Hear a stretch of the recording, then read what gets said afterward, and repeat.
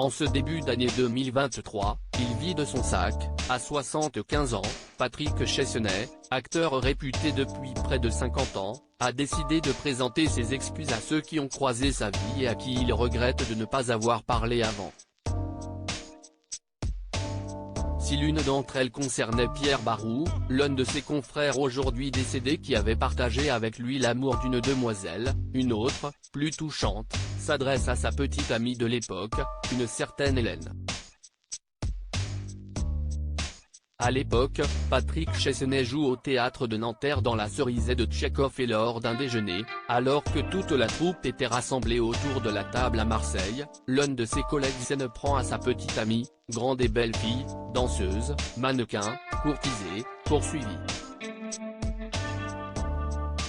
Marcel Dalio, artiste incomparable, blagueur invétéré, parfois redresseur de tort, et parfois castagneur malgré ses 73 ans, dînait en effet avec eux et ne cesse pas montrer agréable. Tu ne devrais pas parler, tu te fais du tort, assène-t-il à la jeune femme, qui commence par rigoler, avant qu'il ne rajoute une couche. Pardon de ne pas être intervenu, tu es belle, tous les hommes te désirent, tous les regards convergent vers toi à l'instant où tu apparais, avec admiration et envie, sidéré par ton allure.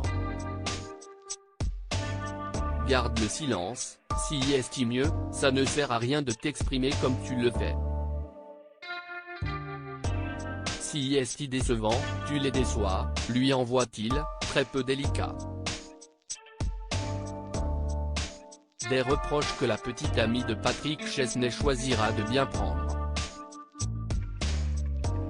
En tout cas, le nuage insultant passe.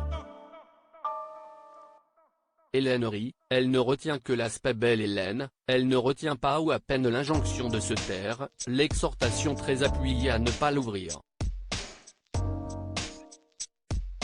Quel blagueur, ce Marcel, toujours à plaisanter, semblait penser Hélène, sans doute flattée par le commentaire sur son physique, raconte Patrick Chesney, qui s'en veut aujourd'hui de ne pas avoir bronché et qui demande pardon, de ne pas être intervenu dans ce restaurant, à Hélène, sur qui il ne donne pas plus détails. Une façon d'agir plutôt déplacée, qu'il regrette aujourd'hui, lui, l'homme à la vie amoureuse complexe, marié avec Josiane Stoleru, la mère de sa fille aînée Émilie, il a eu 2 autres enfants, Ferdinand, né en 1986 et décédé en 2006, et Victor, 20 ans, né de 2 femmes différentes.